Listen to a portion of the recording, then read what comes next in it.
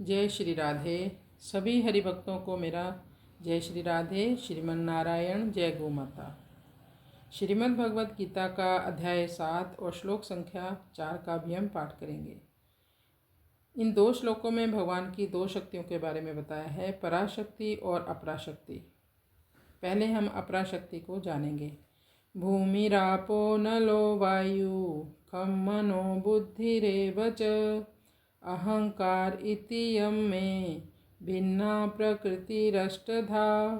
भूमिरापो नलो वायु खम मनो बुद्धिरेव च अहंकार इति यम में भिन्ना प्रकृतिरष्टधा। इसमें भगवान की जो इस भौतिक जगत में शक्तियाँ विद्यमान हैं वो है पराशक्ति, दूसरी है अपराशक्ति। इसके साथ भगवान की 2 प्रकार की प्रकृति भी है, एक है निकृष्ट प्रकृति, दूसरी है उत्कृष्ट प्रकृति। और भगवान हमेशा अंतरंगा शक्ति से ही अभिभूत रहते हैं और माया शक्ति भगवान की बहिरंगा शक्ति है। इसमें भगवान पूरे विस्तार से अब वर्णन करेंगे। सबसे पहले कहेंगे भूमि। भूमि यानी पृथ्वी। पृथ्वी स्थूल है, पृथ्वी से भी सूक्ष्म जल है। अप मतलब रापो अप, जल से भी सूक्ष्म तेज है और तेज से भी सूक्ष्म वायु है। वायु से भी सूक्ष्म आकाश है, आकाश से भी सूक्ष्म मन है, मन से सूक्ष्म बुद्धि है, बुद्धि से भी सूक्ष्म अहम है। अपरा प्रकृति में अहम सबसे सूक्ष्म है। इस प्रकार भगवान ने स्थूल से सूक्ष्म तक क्रम से अपरा प्रकृति का वर्णन कर दिया। एक अनेक में अनुगत हो तो उसे जाति कहते हैं। पृथ्वी, जल, तेज, वायु, आकाश, मन, बुद्धि और अहम, इन 8 में जातीय एकता तो है, एक दूसरे से कोरिलेट तो करते हैं, पर स्वरूप में एकता नहीं है। अर्थात जाति एक होने पर भी इनका स्वरूप अलग अलग है, इसलिए इनको अष्टधा कहा है। अपरा प्रकृति का कार्य होने से यहाँ पृथ्वी, जल आदि को भी अपरा प्रकृति ही कहा गया है। अपरा प्रकृति किसी के साथ कोई संबंध नहीं करती। संबंध ना प्रकृति करती है, ना गुण करते हैं, ना ही इंद्रिया करती है, ना मन करता है, ना बुद्धि करती है। जीव स्वयं ही संबंध करता है, इसलिए सुखी दुखी हो रहा है, जन्म मरण में पड़ रहा है। जीव स्वतंत्र है क्योंकि यह परा अर्थात उत्कृष्ट प्रकृति है। अपरा प्रकृति तो बेचारी कुछ नहीं करती क्योंकि उसमें चेतना और कामनाएं नहीं होती। उससे संबंध जोड़कर उसका सदुपयोग दुरुपयोग करके जीव ऊंच नीच योनियों में जाता है, भटकता रहता है। तात्पर्य है कि अपरिवर्तनशील होते हुए भी जीव विजातीय जगत के साथ संबंध जोड़कर परिवर्तनशील जगत रूप हो जाता है। उसकी दृष्टि शरीर की ओर ही रहती है, अपने स्वरूप की स्फुरना होती नहीं। स्वरूप मतलब परमात्म तत्व, आत्मा, जो हमसे सर्वथा अलग है। उस जगत अर्थात शरीर, इंद्रिया, मन, बुद्धि, अहम के साथ अपनी एकता मान ली, यही जगत को धारण करना है। वो अपने जगत को ही स्वीकार करता है, संसार को, भौतिक जगत को। वास्तव में जगत हमारा है ही नहीं, ये प्रतिपल घटता जा रहा है, विनाश की ओर हो रहा है। क्योंकि अगर हमारी चीज़ हमारे को मिल गई होती तो हमारी कामनाएं सदा के लिए मिट जाती, हम निर्मम, निर्भय, निश्चिंत, निष्काम हो जाते। परंतु जगत हमें ऐसी चीज़ नहीं दे सकता जो हमारी हो और हमारे लिए ही बनी हो और हमसे कभी अलग ना हो। जो चीज़ वास्तव में हमारी है वह जगत के द्वारा प्राप्त नहीं हो सकती, बल्कि जगत के संबंध विच्छेद से हमें वो उसी समय प्राप्त हो जाएगी। हमारी वस्तु है परमात्मा, हमारा सब कुछ है भगवान श्री कृष्ण। हम उस परमात्मा के ही अंश हैं। ममैवांशो जीवलोके।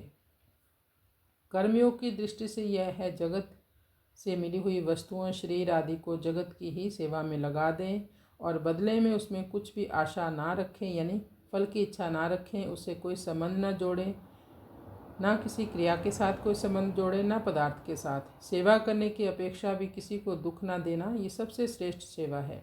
किसी को भी दुख ना देने से, किसी का भी अहित ना करने से सेवा अपने आप होने लगती है, फिर करनी नहीं पड़ती। अपने आप होने वाली क्रिया का अभिमान नहीं होता और उसके फल की इच्छा भी नहीं होती। अभिमान और फल इच्छा का त्याग होने पर हमें वह वस्तु मिल जाती है जो वास्तव में हमारी है, यानी भगवान हमारे हैं। वास्तव में अपरा प्रकृति की परमात्मा के सिवाय अलग सत्ता है ही नहीं, वो भगवान से अलग है ही नहीं।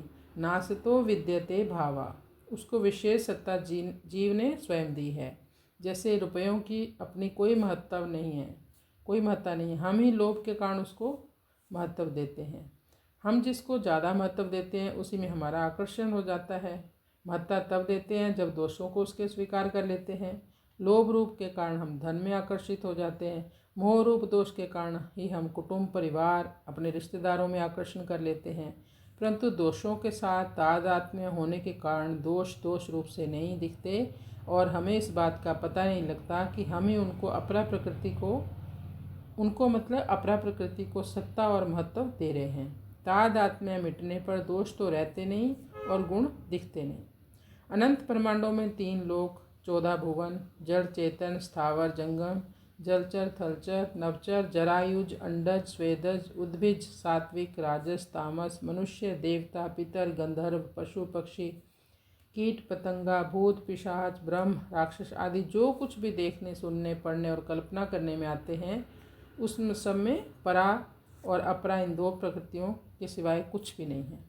जो देखने, सुनने, पढ़ने और कल्पना करने में आता है और जिन शरीर, इंद्रियां, मन, बुद्धि, अहम के द्वारा देखा, सुना, पढ़ा, सोचा जाता है, वह सब का सब अपरा है। परंतु जो देखता है, जो सुनता है, पढ़ता, सोचता, जानता, मानता है, वह क्या है? वह है पराशक्ति। परा और अपरा दोनों ही भगवान की शक्तियाँ होने से भगवान से अभिन्न या भगवत स्वरूप है ही। इसलिए अनंत ब्रह्मांडों के भीतर बाहर और अनंत ब्रह्मांडों के रूप में एक भगवान के सिवाय किंचित मात्र भी कुछ नहीं है। वासुदेव सर्वम। वासुदेव सर्वम किसी आचार्य का दर्शन मत नहीं है, बल्कि साक्षात भगवान का अटल सिद्धांत है, जिसके अंतर्गत सभी दर्शन मत मतांतर आ जाते हैं। अगर साधक को जगत दिखता है तो उसको निष्काम भावपूर्वक जगत की सेवा करनी चाहिए। जगत को अपना और अपने लिए मानना और उससे सुख लेने की असाधन बंधन है। कारण कि हमारे पास शरीर, इंद्रियां, मन, बुद्धि आदि जो कुछ भी है वह सब जगत का है और जगत के लिए है। इसलिए जगत की वस्तु को जगत की सेवा में लगाने से जगत जगत रूप से नहीं दिखेगा, बल्कि भगवत स्वरूप दिखने लगेगा, जो कि वास्तव में है। तात्पर्य है कि साधक चाहे जगत को माने, चाहे आत्मा को माने, चाहे परमात्मा को माने, किसी को भी मानकर वह साधन कर सकता है और अंतिम तत्व वासुदेव सर्वम का अनुभव कर सकता है। जब चेतन अपरा प्रकृति के साथ तादात्म्य कर लेता है और अहम के साथ एक होकर अपने को मैं हूँ ऐसा मान लेता है, तब वह जीव रूप बनी हुई परा प्रकृति कहलाता है। अहम यानी मैं से इधर जगत है और अपरा प्रकृति है या उधर परमात्मा है। परंतु जीव उन परमात्मा को स्वीकार ना करके बल्कि उनकी अपरा प्रकृति को ही स्वीकार करके उसको जगत रूप से धारण कर लेता है और जन्म मरण के बंधन में पड़ जाता है। भौतिक जगत में तन्मय होने के कारण जब आपका हृदय हर्षित हो रहा हो या जलन हो रही हो, उसी समय आप उसको पीछे हटाओ।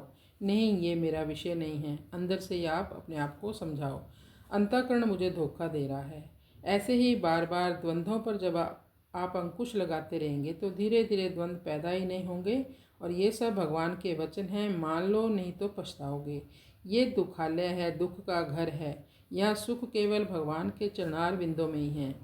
पर हम सब व्यक्ति वस्तु स्थान के राग में ही जीवन बिता देते हैं, वहीं सुख ढूंढते रहते हैं, लेकिन अंतिम सांझ तक हम सुख का अनुभव नहीं कर पाते, क्योंकि ये दुखालय है। भगवान कहते हैं यदि ऐसा कहीं द्वेष हो गया है किसी के साथ इस भौतिक जगत में तो तुरंत वहाँ से पीछे हटिए, भगवत भाव कर लो, तुरंत शांति मिल जाएगी, बच जाओगे। सेवा सबकी करो, उससे अपनेपन का भाव ना रखो, कोई फल की इच्छा ना रखो, केवल श्री कृष्ण अपने हैं, यही अंदर से भाव बना रहे आपका। बंधन में दुख है, चाहे किसी प्रकार का भी कोई बंधन हो, उसमें दुख ही दुख है। भगवान जीवात्मा को अपना अंश मानते हैं। ममैवांशे जीवलोके जीवभूता सनातना। कृष्णाय वासुदेवाय हरये परमात्मने प्रणतक्लेशनाशाय गोविंदाय नमो नमः।